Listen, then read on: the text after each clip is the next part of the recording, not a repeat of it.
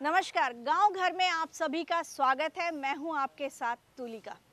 दर्शकों, जैसा कि आप जानते हैं और हम आपको बताते रहते हैं कि गांव घर के हर एक अंक में हमारी कोशिश होती है कि हम आपको ऐसी जानकारी दें जो आपके लिए लाभदायक हो। और इसी क्रम में आज हम बात करने जा रहे हैं आयुष्मान भारत के तहत ग्रामीणों को मिलने वाली सुविधाओं के बारे में, जिस पर हमें हमारे एक्सपर्ट जानकारी देंगे। लेकिन उससे पहले आइए देखते हैं ये रिपोर्ट।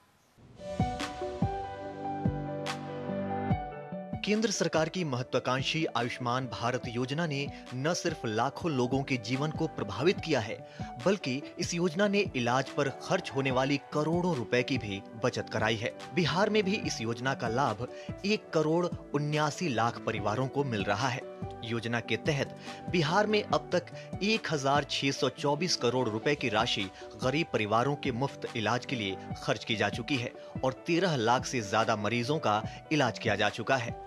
आयुष्मान कार्ड का लाभ देने में बिहार तीसरे स्थान पर है और राज्य में अब तक 1,21,00,000 परिवारों के लगभग 3,60,00,000 पात्र लाभार्थियों का आयुष्मान कार्ड बनाया जा चुका है। 2024 में रिकॉर्ड 2.50 करोड़ आयुष्मान कार्ड बनाया गया है। हालांकि राज्य में कार्ड बनाने के लिए पात्र लाभार्थियों की संख्या लगभग 8.50 करोड़ है। ऐसे में सरकार बाकी बचे लोगों का आयुष्मान कार्ड बनाने के लिए तेजी से काम कर रही है। केंद्र सरकार ने हाल ही में इस योजना का लाभ किसी भी आयु वर्ग के 70 साल से ऊपर के बुजुर्गों को देने का फैसला किया है। इस फैसले से बिहार के 50 लाख लोगों को सीधा फायदा मिलने की संभावना है। दर्शकों, अभी हमने ये रिपोर्ट देखा और आइए अब हम परिचर्चा करते हैं अपने एक्सपर्ट से, जो कि हैं डॉक्टर जीवतराम केशरी जी, जो एक नोडल ऑफिसर हैं आयुष्मान भारत में IGMS में। डॉक्टर साहब, आपका बहुत बहुत स्वागत है गांव घर में। जी नमस्कार। डॉक्टर साहब, सबसे पहले तो आपसे यही जानना चाहेंगे कि आयुष्मान भारत के तहत ग्रामीणों के लिए कौन कौन से लाभ हैं जिनसे कि उनको हर तरीके से लाभ मिले, सिर्फ स्वास्थ्य क्षेत्र में नहीं, बाकी सभी क्षेत्रों में। प्रधानमंत्री जन आरोग्य योजना विश्व की सबसे बड़ी स्वास्थ्य बीमा योजना है और इसके तहत लाभार्थी को गोल्डन कार्ड इशू किया जाता है, जो कि कैशलेस कार्ड है, बिल्कुल निःशुल्क है। इस कार्ड के तहत उनको सभी तरह के बीमारियों की इलाज की सुविधा, उनको भोजन की सुविधा, अस्पताल में बेड की सुविधा और छुट्टी के उपरांत जो है 15 दिन की दवाइयों की सुविधा प्रदान की जाती है। सर, जैसा कि आपने बताया, तो इसके प्रमुख लाभ आयुष्मान भारत के तहत जो ग्रामीणों को मिलने वाले हैं, उसमें इसके प्रमुख लाभ कौन कौन से हैं? और एक और जानकारी लेनी थी कि परिवार में अगर मान लिया जाए कि 2 सदस्य हैं, 4 सदस्य हैं, और बट ऑब्वियस है सर, बीमारी तो किसी एक को आएगी, ये ज़रूरी नहीं है, तो क्या एक ही कार्ड पे सारे परिवार का इलाज होता है या फिर अलग अलग इन लोगों को अप्लाई करना पड़ता है? आयुष्मान भारत प्रधानमंत्री जन आरोग्य योजना के तहत लाभार्थी को 5 लाख प्रति वर्ष का कवरेज दिया जाता है। इस सुविधा के तहत परिवार के सभी सदस्यों को इसमें इंक्लूड किया जाता है, चाहे परिवार का साइज जो भी हो, और परिवार का सेक्स और मतलब कि एज कोई लिमिट नहीं है। और बताइए। और प्रति वर्ष 5 लाख पूरे परिवार को, या कोई सिंगल व्यक्ति, एक सदस्य भी इस सुविधा का लाभ ले सकता है। वो पूरे साल में कई बार इस सुविधा का लाभ ले सकता है। सर, जैसा कि आपने बताया कि अलग अलग कार्ड बनवाना पड़ता है, तो इस अलग अलग कार्ड में अब तक आयुष्मान भारत के तहत कितनी बीमारियों को जोड़ा गया है हर कार्ड से और हर वर्ग के लिए, हर आयु के लिए, कि इतने से इतने आयु की सीमा तय की गई है इस वर्ग के लिए, इस वर्ग के लिए, हर तरीके के, चाहे वो सेक्सुअल जेंडर के तौर पे देखा जाए या फिर आप एज के तौर पे देखिए, और इसकी एक सीमा नियत की गई है, या फिर आप किसी भी एज में कार्ड बनवा सकते हैं और उसका फ़ायदा ले सकते हैं। इस योजना के तहत 5 लाख का कवरेज परिवार के सभी सदस्यों को एक प्रतिवर्ष दिया जाता है। उसमें इस योजना के तहत कोई एज लिमिट नहीं है और परिवार की संख्या की कोई लिमिट नहीं है। परिवार का एक सदस्य भी 5 लाख का पूरे साल में अपना इसकी सुविधा का लाभ उठा सकता है, या पूरे परिवार जो है 5 लाख का फ़ायदा ले सकते हैं। और सभी सदस्यों के लिए अलग अलग कार्ड बनाना आवश्यक है। और इस योजना के तहत 918 पैकेज बना हुआ है सभी बीमारियों के लिए, और 1669 प्रोसीड्योर इन्वॉल्व है। इसमें सभी बीमारियों का इलाज होता है, किडनी से लेकर लीवर तक और कैंसर से लेके सभी प्रकार की बीमारियों तक का इलाज होता है, डायलिसिस का होता है। और इसमें पोर्टेबिलिटी भी है, आप कहीं भी इस सुविधा का देश के किसी भी कोने में, जो कि सरकारी और प्राइवेट हो और आयुष्मान भारत के पैनल पे हो, उससे आप सुविधा ले सकते हैं। सर, जैसा कि आपने बताया कि इसकी सुविधा देश के विभिन्न अस्पतालों में मिलती है जो कि आयुष्मान भारत के पोर्टल पे हो, लेकिन गांव में आज भी, ग्रामीण क्षेत्रों में बहुत से लोग ऐसे हैं, बड़े बुजुर्ग ऐसे हैं जिनको शायद कंप्यूटर की ज़्यादा नॉलेज नहीं है, तो उनको इस चीज़ की भी उतनी नॉलेज नहीं होती कि कहाँ पर जाएं, किस तरीके से इलाज करवाएं, और सबसे महत्वपूर्ण चीज़ कि इसको कैसे अप्लाई करें, क्योंकि बहुत सी योजनाएं जो सरकार के द्वारा चलाई जा रही हैं, आज भी बहुत से गांव के लोग उसके लाभार्थी नहीं बन पाए हैं।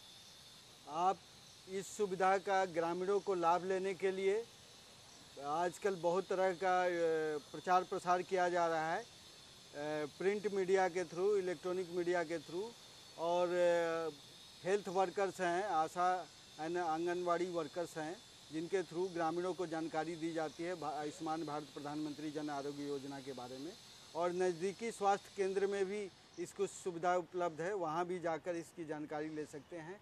दोस्तों और पड़ोस या अन्य जानकार लोगों से भी इसकी जानकारी मिल जाती है ग्रामीणों को, और वो इसका लाभ उठा सकते हैं। मोबाइल में आयुष्मान भारत ऐप डाउनलोड करके और उसमें रजिस्ट्रेशन करके कुछ अपनी पर्सनल जानकारी देने के बाद आप आयुष्मान कार्ड बनवा सकते हैं घर बैठे, या नज़दीकी कॉमन सर्विस सेंटर या जन सूचना केंद्र पे भी जाकर अपना कार्ड बनवा सकते हैं। इसके लिए आवश्यक है आधार कार्ड, जो पर्सनल आइडेंटिफिकेशन के लिए, और राशन कार्ड होना चाहिए। सर, क्या ये जो आधार कार्ड और राशन कार्ड वगैरह देने के बाद आयुष्मान भारत के तहत जो कार्ड निर्गत किया जाएगा, वो शहरी क्षेत्र और ग्रामीण क्षेत्र दोनों के लिए अलग अलग क्राइटेरिया फिक्स किया गया, या दोनों को सेम ही लेवल पे कार्ड मिलेगा? और एक और सवाल है कि अब तक इसके तहत, चूँकि आप नोडल ऑफिसर भी हैं, तो अब तक इसके तहत कितने ग्रामीणों को इसका लाभ मिला होगा? इसके लिए क्राइटेरिया जो है D1 to D7 है, जो शहरी और ग्रामीण क्षेत्र के बेनिफिशियरी के लिए अलग अलग है।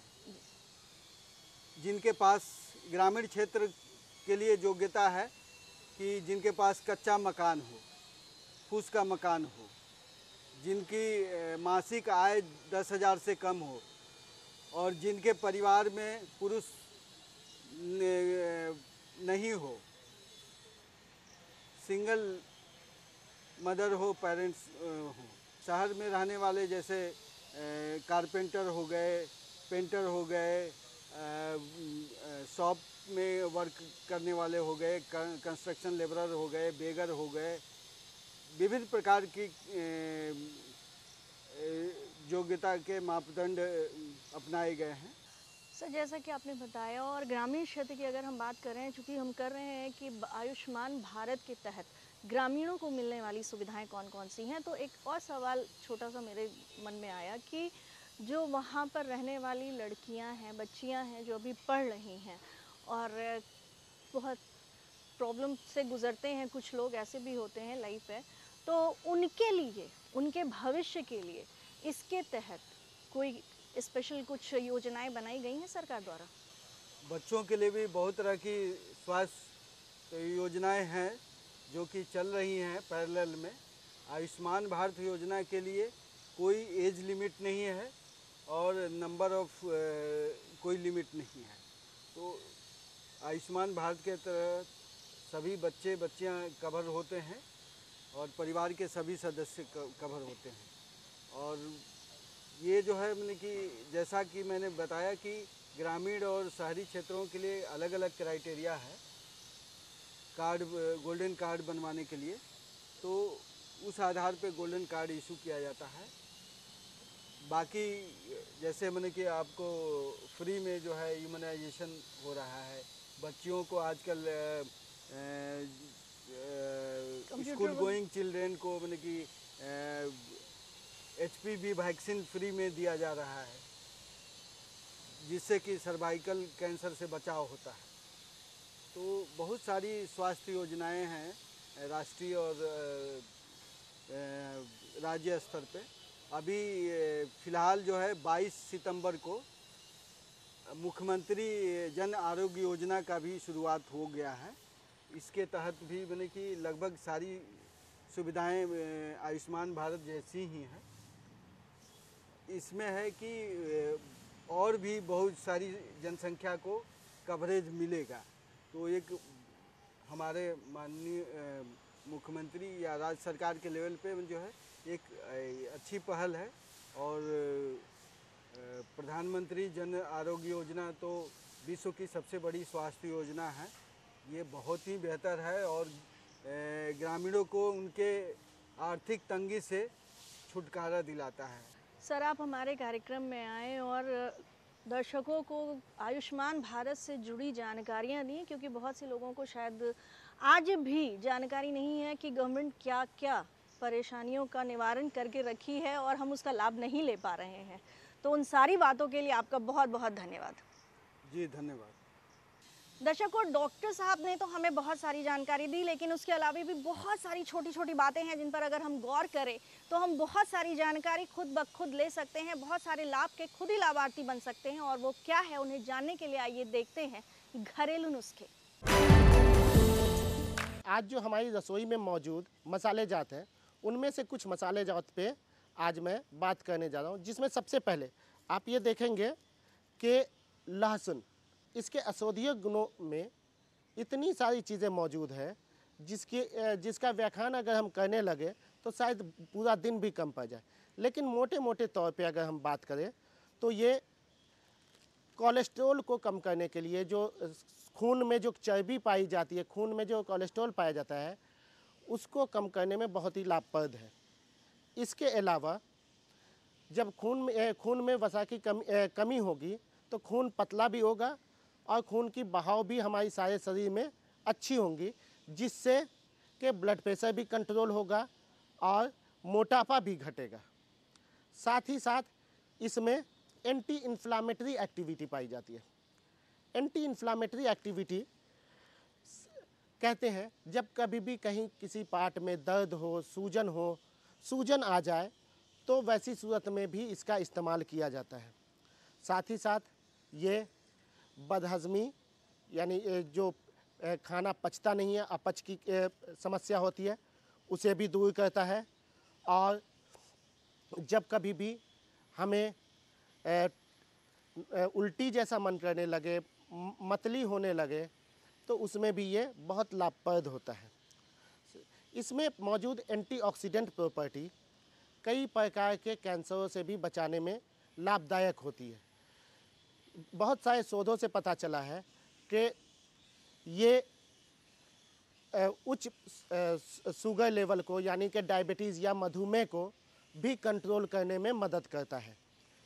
इसके अलावा अगर हम देखें तो पेट से जुड़ी सारी समस्याओं में हम चाहे वो पेट का दर्द हो या लूज मोशन हो रहा हो, चूँकि ये कॉन्स्टिपेशन पैदा करता है, पेट खराब हो तो उसमें भी इस्तेमाल किया जा सकता है।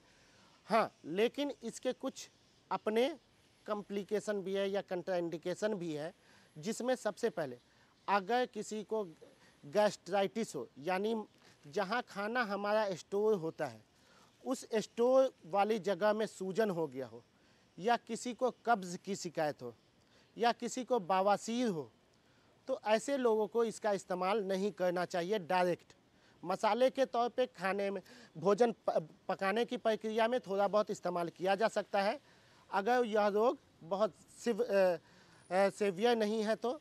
लेकिन ऐसे हम ज़्यादातर इसका इस्तेमाल डायरेक्ट फॉर्म में नहीं करते हैं। दर्शकों, ये तो थे घरेलू नुस्खे और अब बारी है योगासन की, क्योंकि ज़िंदगी में अगर, इस भागती दौड़ती ज़िंदगी में अगर ज़रूरत है दिल दिमाग को शांत करने की, तो उसके लिए योग उतना ही अनिवार्य है। तो आइए देखते हैं योगासन आपके लिए।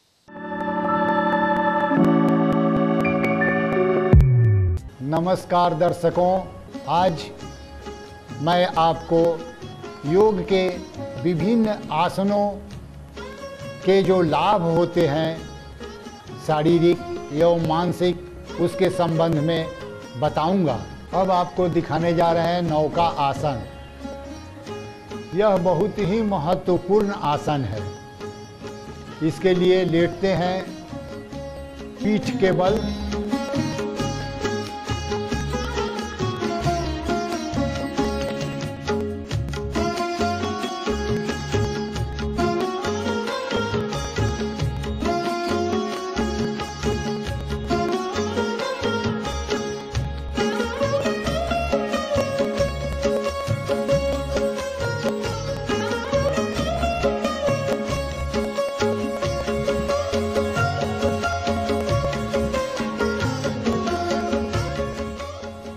भार आ जाए।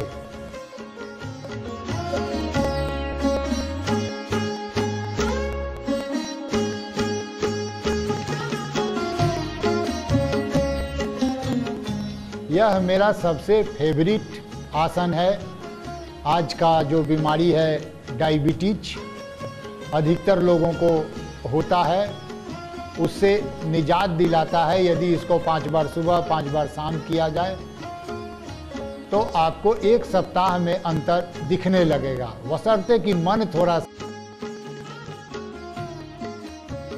शांत होना बहुत जरूरी है।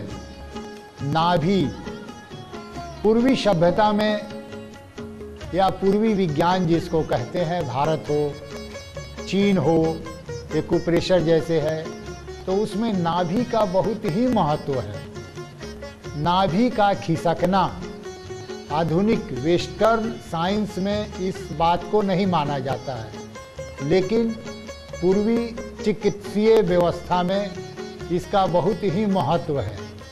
नाभि यदि भिन्न भिन्न दिशाएं हैं किसी, तो उस तरह की बीमारी आपको होती है।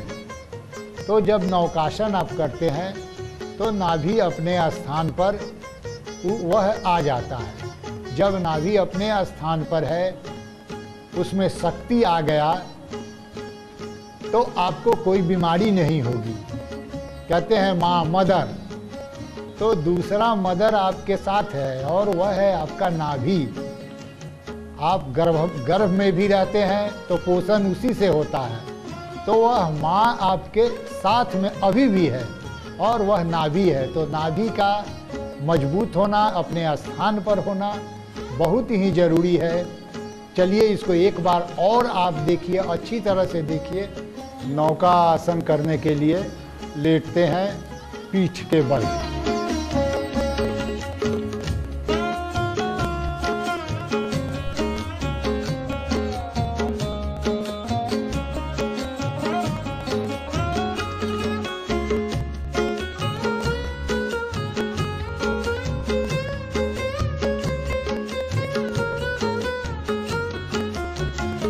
अपने क्षमता के अनुसार रोकते हैं।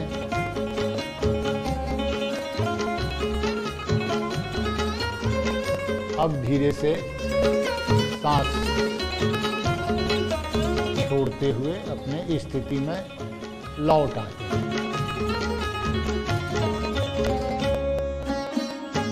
आज के लिए बस इतना ही। फिर आपसे मुलाकात होगी अगले कार्यक्रम में। तब तक के लिए नमस्कार। दर्शकों, अभी हमने योगासन देखा और योगासन के बाद बारी आती है हमारे लोकगीत की, क्योंकि जिस तरीके का गीत आजकल हम लोग सुन रहे हैं उससे कहीं बेहतर हमें लगता है एक छोटा सा लोकगीत ही हो जाए। तो चलिए सुनते हैं लोकगीत।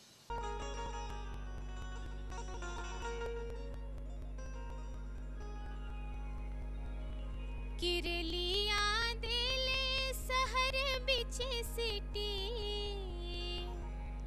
आजू घर बालम आई है ना। रेलिया दिले सहर बिचे सिटी आजू घर बालम आई है ना। रेलिया दिले सहर बिचे सिटी आजू घर बालम आई है ना। बालम आई है ना रे सखिया, बालम आई है ना। बालम आई है ना रे सखिया, बालम आई है ना। किरलिया दिले